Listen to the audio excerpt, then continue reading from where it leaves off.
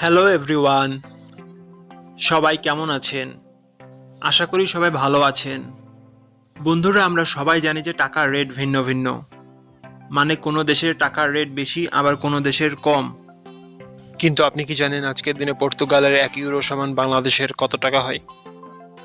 আপনার ধারণা কি ঠিক, নাকি অবাক হওয়ার মতো কোনো চমক আছে? এই ভিডিওটি বিশেষভাবে আপনার জন্য তৈরি, তাই শেষ পর্যন্ত দেখুন।